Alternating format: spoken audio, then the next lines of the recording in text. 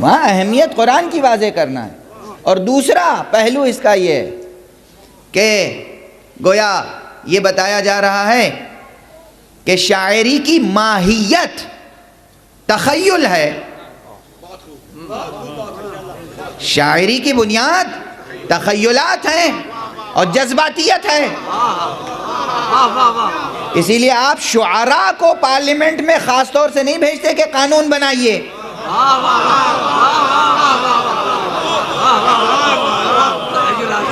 کسی بھی کنٹری میں یہ نہیں کہ جتنے گریٹ پوئٹس ہیں وہ سب جمع ہو جائیں ملک کا آئین دستور قانون بنانے کے لیے. وہ شاعری کر سکتے ہیں, وہ قانون بگاڑ تو سکتے ہیں, بنا نہیں سکتے. شاعری کر سکتے ہیں, شاعر ہیں. شاعری کی اپنی شاعری کا اپنا ایک رول ہے زندگی میں, وہ ہے تہذیب میں, ثقافت میں, وہ ہے اپنا ایک رول. زندگی کو, کائنات کو, حیات کو ادراک کرنے کا ایک خاص اسلوب ہے شاعری اور اس کی ترجمانی, لیکن بنیاد اس کی ہے تخیل اور جذبات. نبوت کی بنیاد ہے علم اور حکمت, وہ بھی اکتسابی علم و حکمت نہیں, خدا داد علم و حکمت. اس لیے کہا گیا آپ نبی بنا کے بھیجے گئے ہیں, نہیں بھیجے گئے. جو آپ کہہ رہے ہیں وہ عین علم ہے, شاعری نہیں ہے. صلوات پڑھ دیں محمد و آل محمد.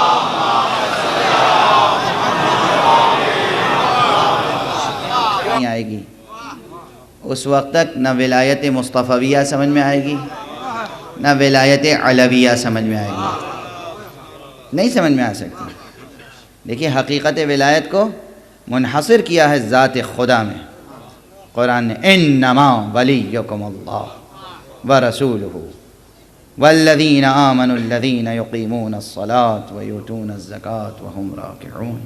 انما, بس اور بس.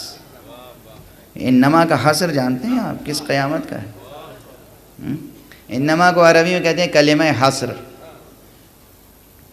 کلمہ حصر کے معنی ہے کہ کسی حقیقت کے بارے میں یہ بتانا کہ یہ حقیقت اسی خاص مقام پر منحصر ہے, اس کے علاوہ یہ حقیقت نہیں پائی جاتی. اب حصر کی قسمیں ہیں, حصر استقرائی ہے, حصر عقلی ہے, حصر کی قسمیں ہیں. کلمہ حصر میں بظاہر 4 حرف ہیں, الف نون میم الف انما, بباطن 5 حرف ہیں. نون پر تشدید بھی تو ہے, انما. یہ انما کا حصر بڑا عجیب حصر ہے, 5 حصار ہیں. ولایت کے 5 حصار ہیں اور حصر ہے کس میں؟ انما ولیکم اللہ, بس اور بس اور بس اور بس اور بس. تمہارا ولی اللہ ہے, عز اسمہ وجل شانہ, اللہ تمہارا ولی ہے. حقیقت ولایت منحصر ہے ذات خدا میں. اب یہ کون کون سے حصار ہیں؟ توحید کے کتنے مراتب ہیں؟ توحید کے بہت سے مراتب لوگوں نے ذکر کیے ہیں اپنے عرفانی صحیفوں میں, مگر 5 مراتب بہت اہم ہیں. توحید ذات, توحید صفات, توحید افعال, توحید عبودیت, توحید اطاعت. کوئی ہستی وجود نہیں رکھتی سوائے ایک ہستی کے, یہ ہے توحید ذات.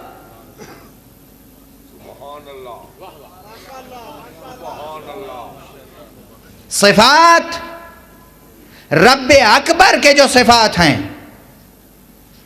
وہ صفات اس کے ذاتی صفات ہیں.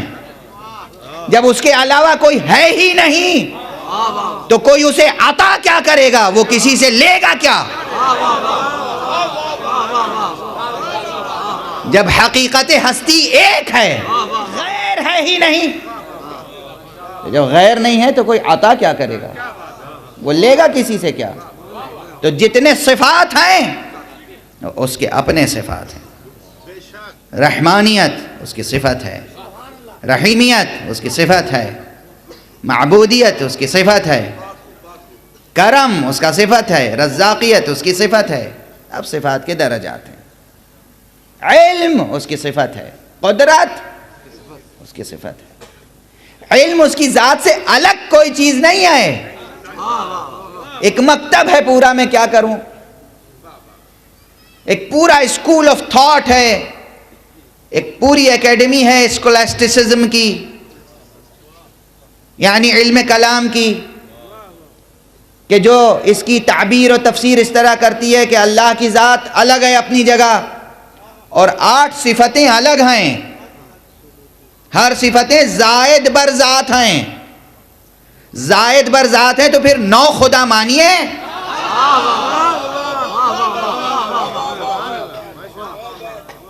زائد بر ذات کہاں سے آ گئے؟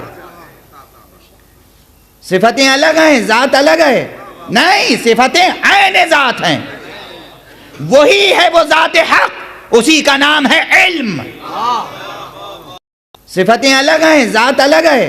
نہیں، صفتیں عین ذات ہیں. وہی ہے وہ ذات حق، اسی کا نام ہے علم.